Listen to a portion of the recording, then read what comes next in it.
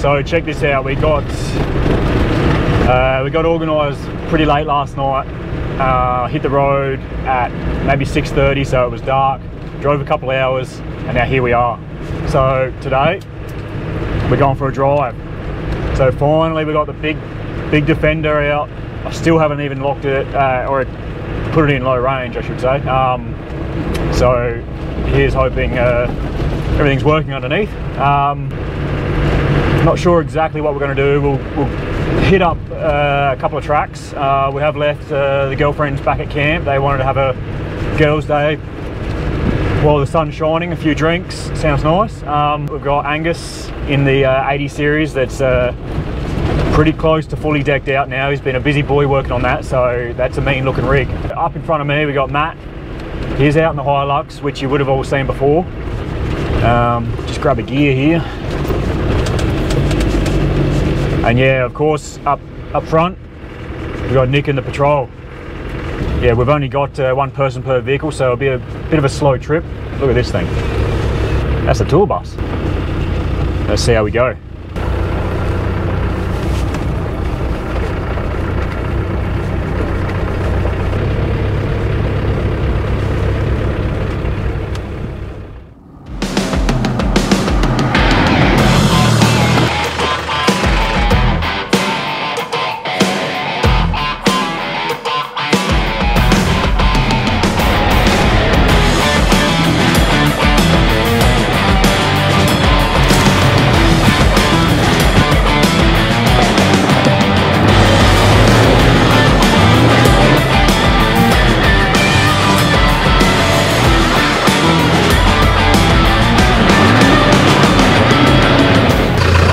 I need help. Angus, I need help. What's happened? My fingers with it. Okay, fingers with the neck. What are you going to use now? Yeah. I need a bar or something. We're finally back out on the road. We've been busy getting the Defender up to scratch and very keen to see its capabilities off-road. And what better place to do that than our favourite SA destination, Bendleby Ranges. We're back. Yes. All right, let's. We're going to grab a map. There it is. Got a map? Got a map. Excellent. All right. Let's see the boss, and then we'll get out of here. Charlie. Hi, mate. Charles. What do we got? What do we got here? See you, mate. Oh, thank you. How you going? How you going, mate? Real good. See ya. Oh, you too. So, plan is, we just spoke to Charlie, the owner of Bendleby Station. He's just going to take us straight to a little map here. They've got all these maps, which are pretty handy. We're going to do Pat's Peak. That's the plan. Sounds like could be a good time. Mark 80, copy. Yeah, mate.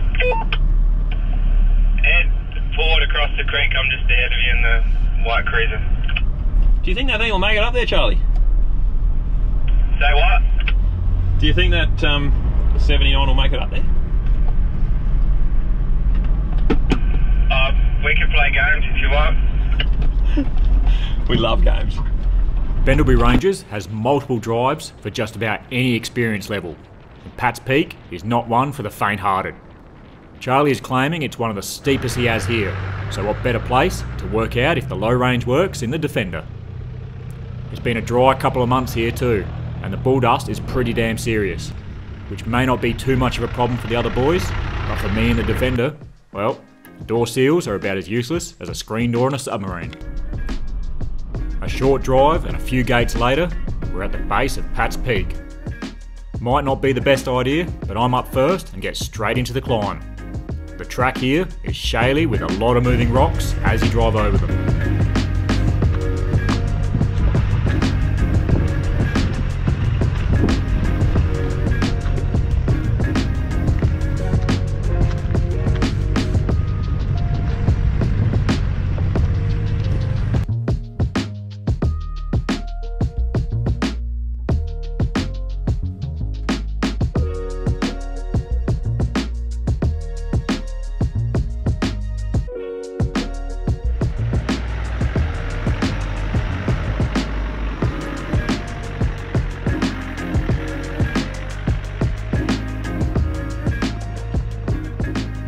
With no problem in the Defender, I near the top and give Matt the all clear to bring up his Hilux. He's not going to have any dramas either. That thing is twin locked on 33, so he should be cruising. Angus is in the same situation as me. He's been busy getting his 4B equipped, but yet to really test it off-road. So he'll be itching to get this climb underway.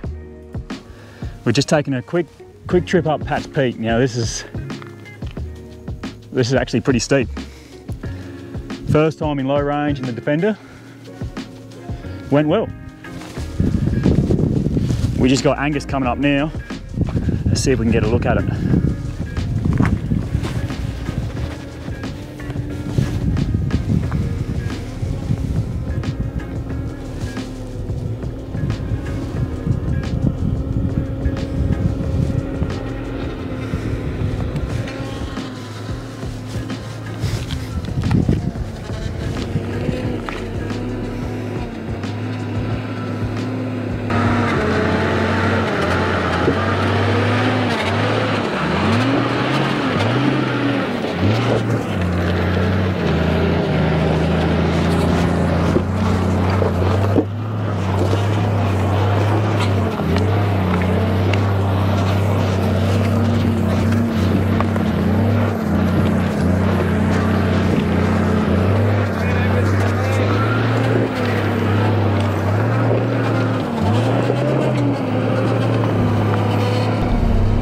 Just about to tackle Pat's Peak. The other boys are up there.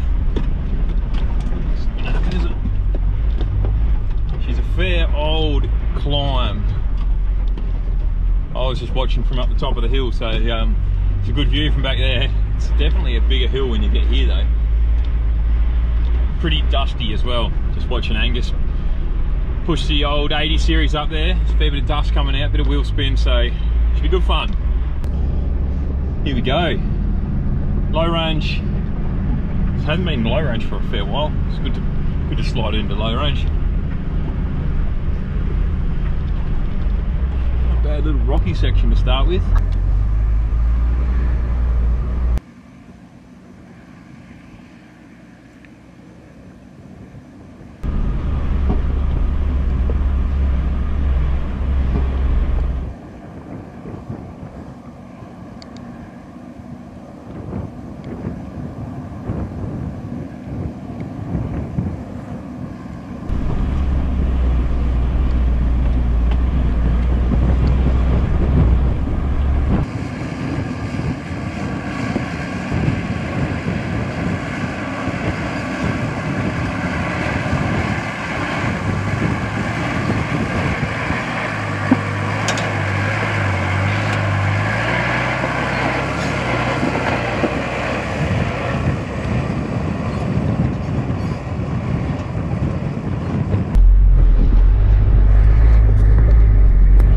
Is the view out there.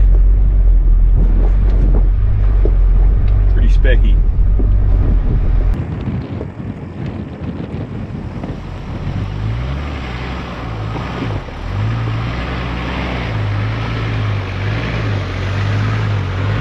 This is a gnarly climb actually.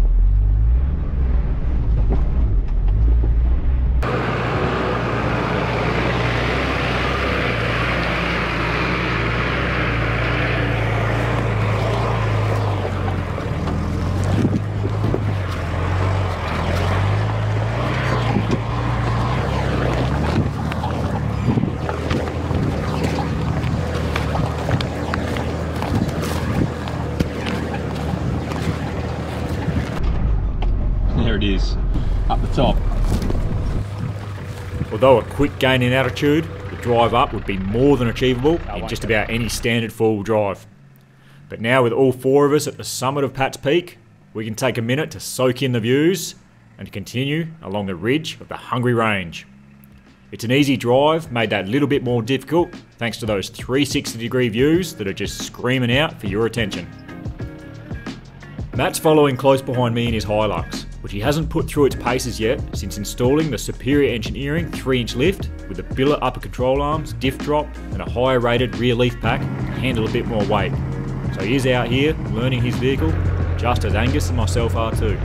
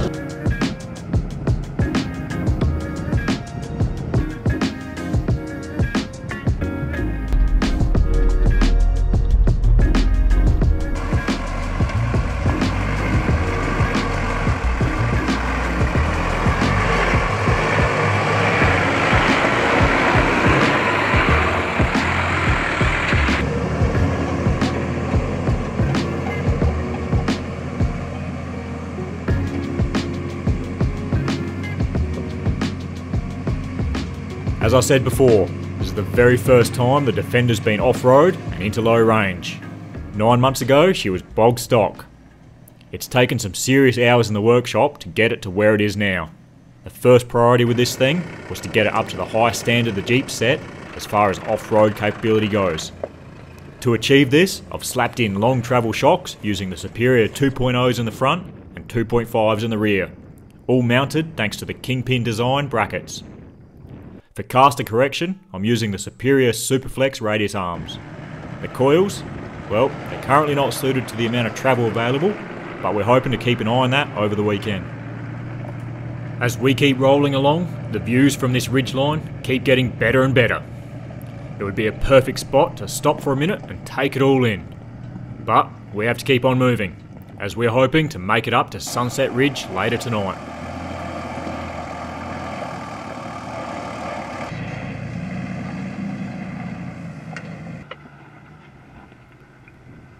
After a few hundred metres crawling along this range, we're forced to jump out to try and find the track ahead, because from the driver's seat, it's all but disappeared.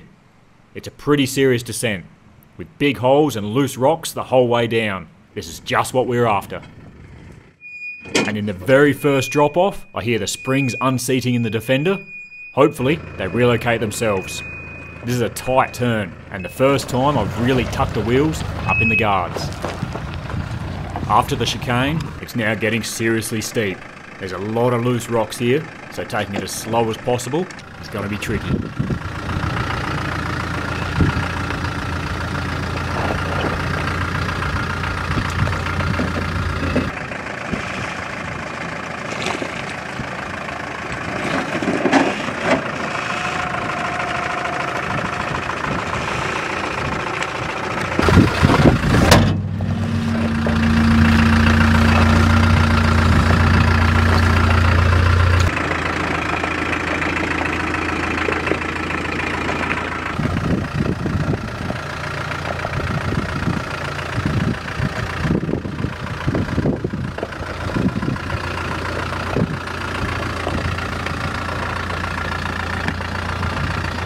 Matt gets a good look at the problem here. Adding superior radius arms and long travel shocks has to also be matched with a lot of other parts if it's going to work properly. And these coils looked doubtful when I was installing them, so I'm not surprised.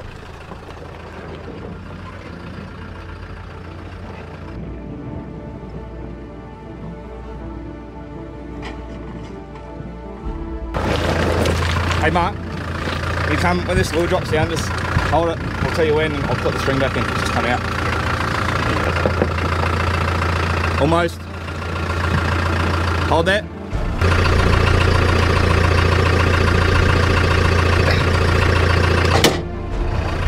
Ouch. I need help. Angus, I need help. What's happened? My fingers with it. Okay, fingers with the neck. What are you going to do? Yeah. I need a bar or something. Yep. Ooh. Yep, you're right. Yeah. It's got me fingies jammed between Mark's suspension.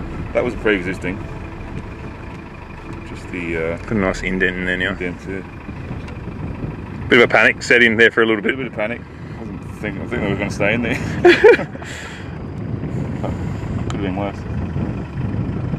I like the fact that you put the body on the line. Of course, you got it.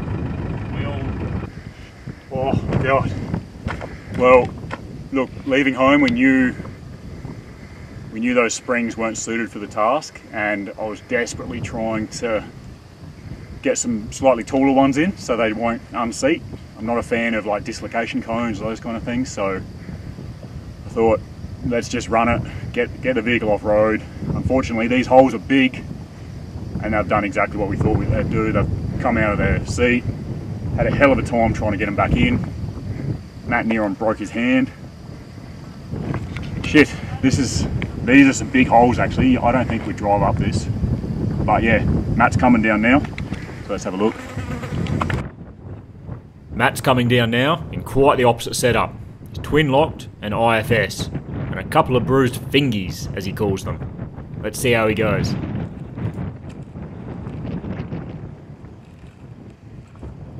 A spotter is 100% needed on this one. There's zero view of the track from the driver's seat. So to keep Matt online, Angus is directing him down.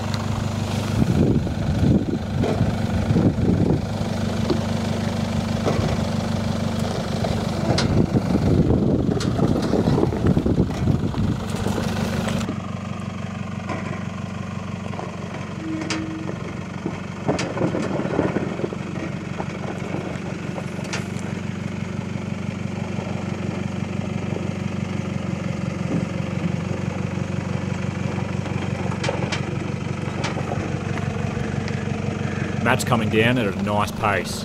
Even with a wheel in the air, super safe and in control.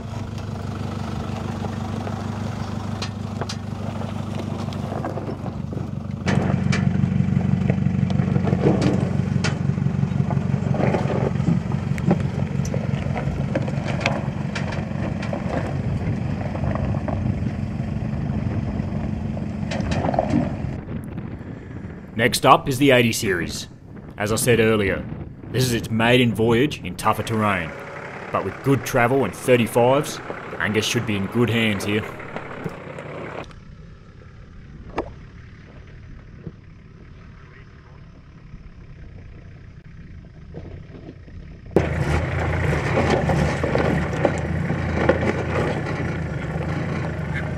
We're all running on about 20 psi today, which is usually a safe bet for something like this. If we were driving up the other way, a lower pressure would provide a bit more traction just to climb these big holes.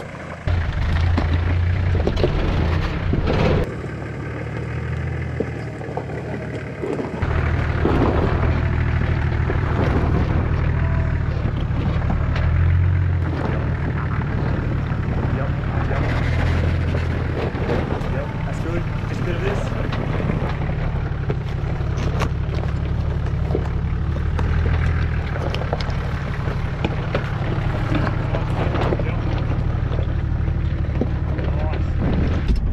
Alright, here we go. The other three boys are down. I'm puffing because I had to climb back up the hill. This is a pretty decent descent. Nice switchback to start with.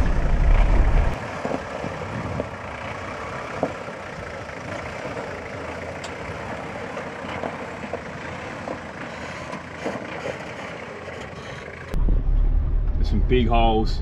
Matty in the IFS, Hilux, big wheel lift. Heading down.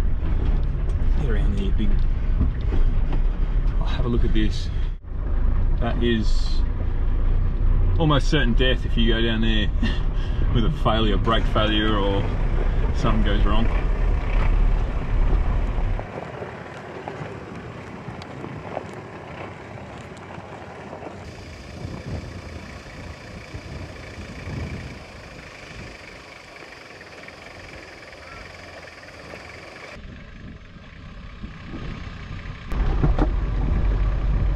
Got Angus out front, telling me where to go, like normal. Here's half the stuff off the seat.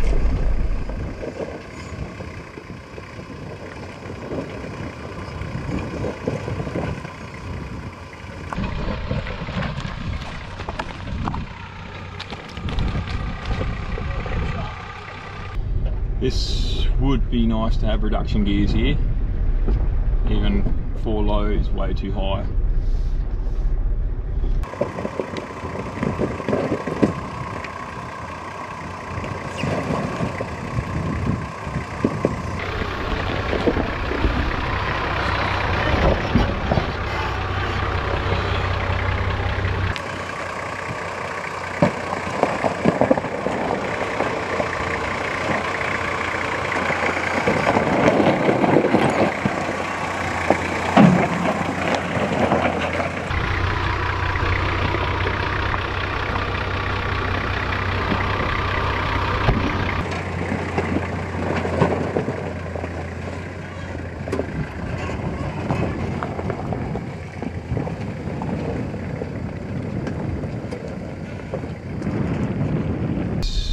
Pat's Peak, I think that's the most gnarly stuff. That descent would be an insane challenge going up. I'd love to give that a crack.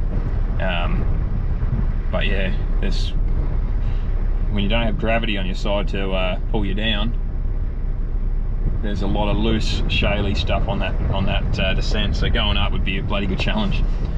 Maybe we'll see if we can speak to Charlie and get that. It's only a one-way track, so you're not really allowed to unless you got permission. So we'll finish the rest of this climb coming out, and I think it starts to get a little bit easier.